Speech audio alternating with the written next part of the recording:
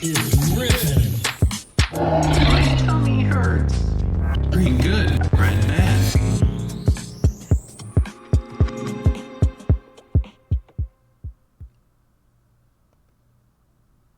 Hey, good afternoon, guys.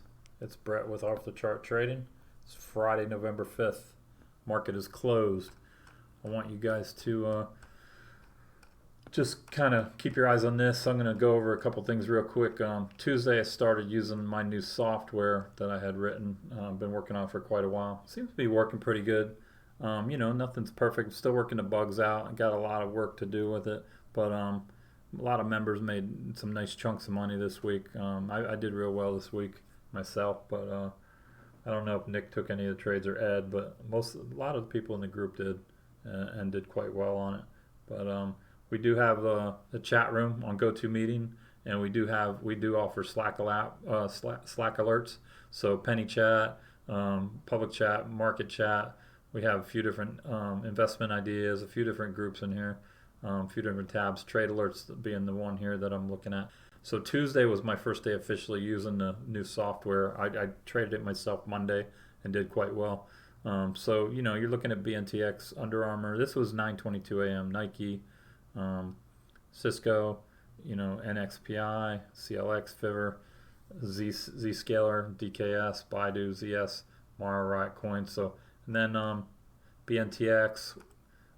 Traded BNTX. Next day, Wednesday, was Dick's, Nike, IBB, Home Depot, VRTX, IRTC, Bingo, PRG, Shack, Lemonade.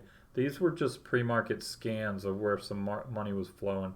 I had about 30 of them. I have 3 categories with 10 each. So these were the ones that looked most interesting to me, and I'll go over those in a few minutes with you. Not all of them, but a handful that worked out really good. And then this was yesterday, was Thursday.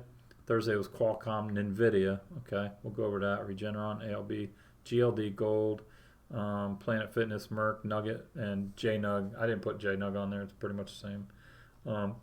And then this morning we had Square, Airbnb, Boeing, Disney, Q's, PayPal, IMNN, COF, airlines, LRCX. And like I said, I had about 20 more. I just don't want to overwhelm new people in here, and it gets to be a little overwhelming when everybody's looking at 30, 40 things versus 1 or 2 things. Mara, let me go back. UAA.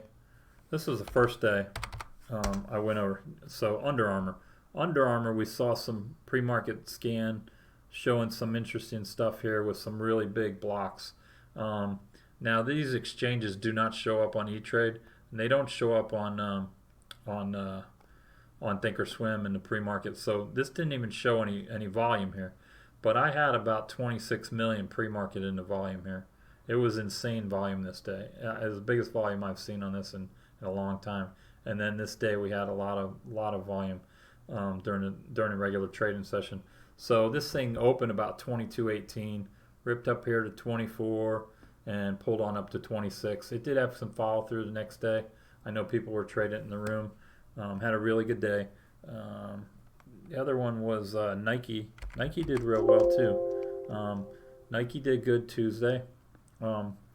If you were looking at Nike, this was Tuesday here, Wednesday, Thursday, Friday. So Tuesday, it kind of fiddled around here around 167, and the next day it just exploded up here to 171. I mean, for Nike, $3-4 move, that's a pretty good deal.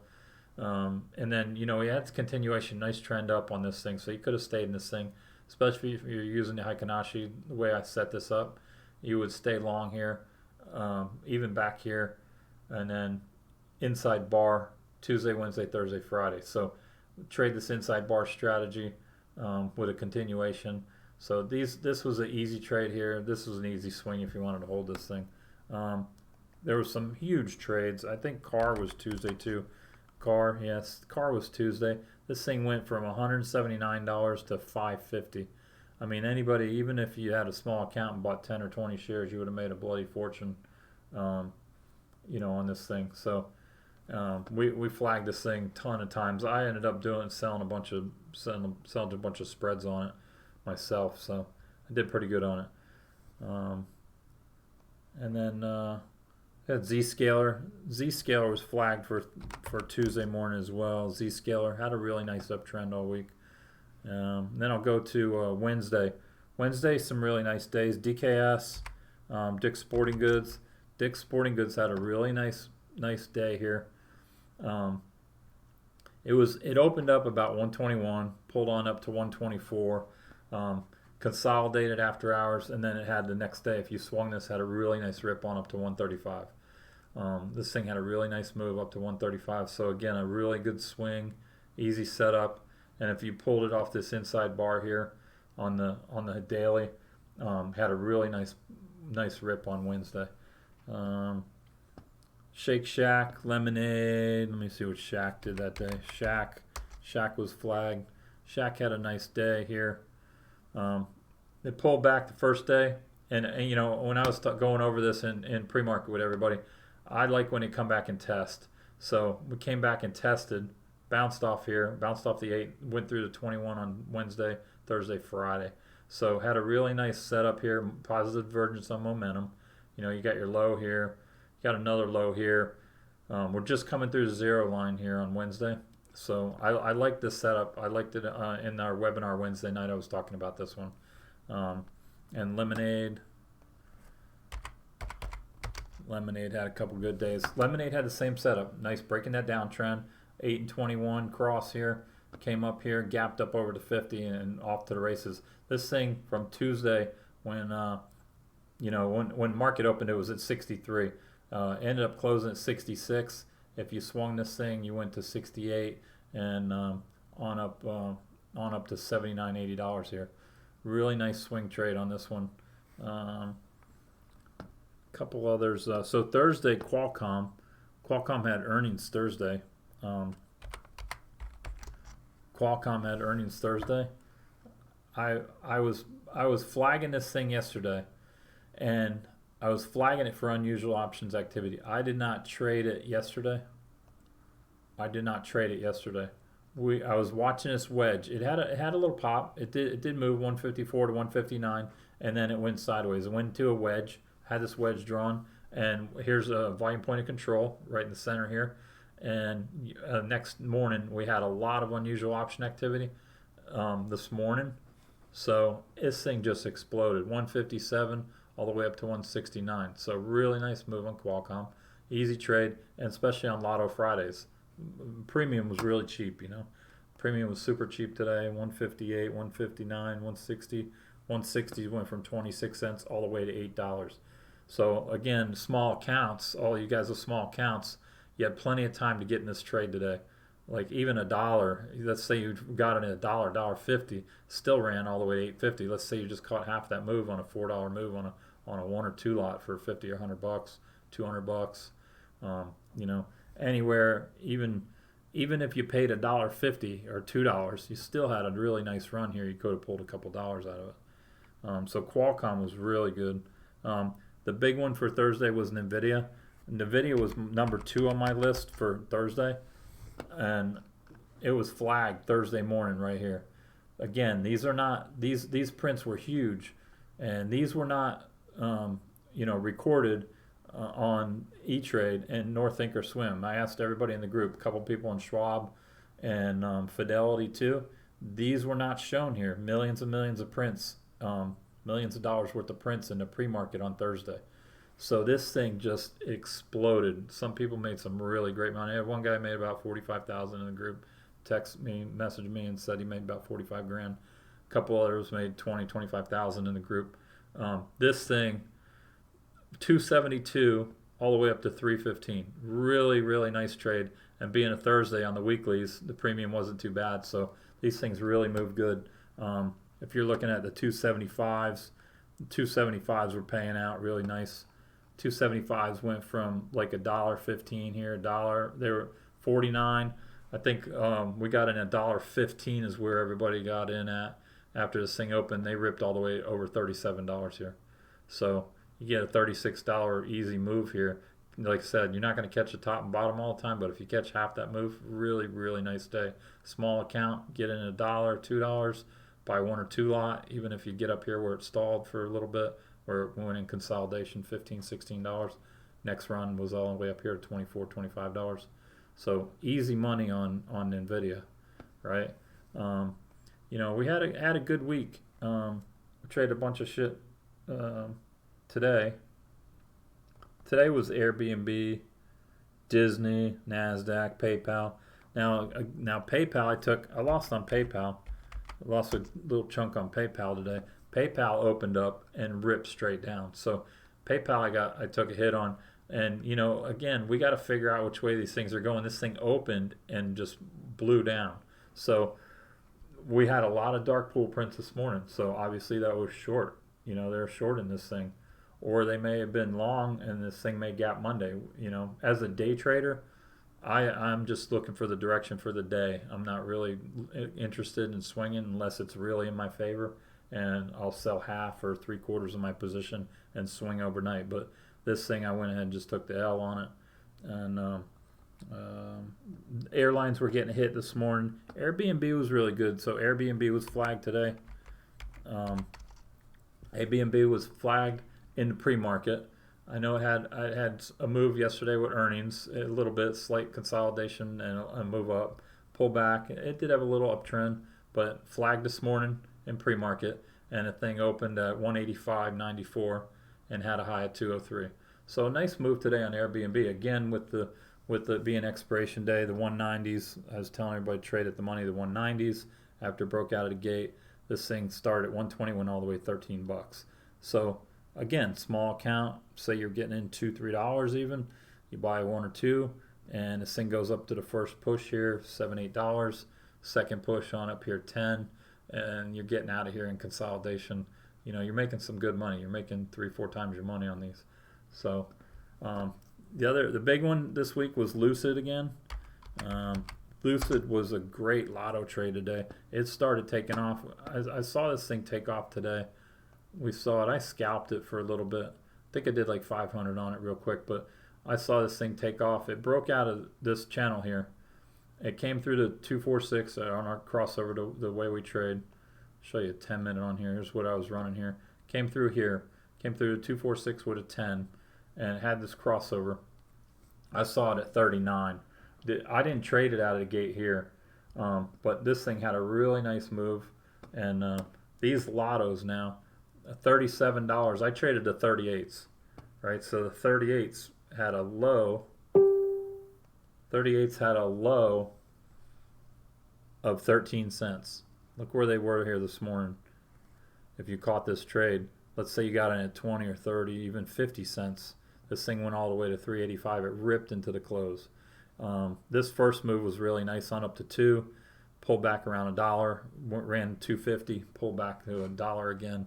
Ran up to 250. As soon as it broke this high again, it just went off to the races last 10-15 minutes of the day. So really nice trade on Lucid today. We traded GREE. Traded GREE today. We traded that spike there.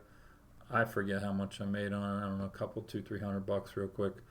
Nick made more than me. I think he took this trade too, and several people in the room took it. Lucid, MRIN we traded. MRIN Nick traded. We got that nice pop. 625 news. Benzinga had news out on it. 6 1/4. 10-15 minutes. It ran all the way $8. It was halted here. It was halted under 7. It opened up at about 7 and ripped up here to 780s and then on up to 815. High after it did run after hours there. Had that spike after hours from 730 all the way back up to 850. But nice trade on MRIN. Those calls did good too. Those lottos, they went from 75 to $3 after they took off. And then the 750s were all right, 20 cents on up to $1.50. So I like those Friday lotto trades, and we call them lottos just because they don't have any premium built in, so any time value. The other big one this week was FATBB, FATBB. Traded this one. I made real good money off this one a couple days. Nailed it on Wednesday, nailed it on Thursday, and nailed it today. So I scalped this thing. quick 100, $200 in like 10 seconds on these trades. So I traded it twice, I think twice on Wednesday with Jerry. Jerry was trading it in the group a lot. And then I traded it here, trade it once here, and twice on Wednesday. So that's about it. But we had a really good week. Oh, the other one, big one was BBBY. I did really well on this the other night, and this is the benefit of staying after hours too. I was telling everybody in the webinar on Wednesday night, I really like this trade. What happened was, I think it was earnings or something, or some kind of news, merger news, or partnership with Kroger, something. They had let me see what it was, 2-3 days ago. Advances, Bed Bath Beyond advanced $1 billion share repurchase program, and collaboration with in-store pilot with Kroger's. Something else was going on with the news. I forget. Anyway, it had after hours this night. It just exploded. I did really well on this trade.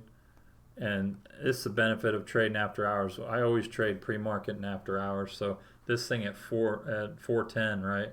It started at $16. It got that news. This thing in 20 minutes ran all the way to $30 from $16. Pretty much ran to 32. It did a double here. So huge run in 5, 10, 15, 20, 25 minutes here. So you guys can trade these after hours. They're really lucrative after hours. This thing I thought was going to gap up and move. It did not. It gap, gap and crap. But overall great week.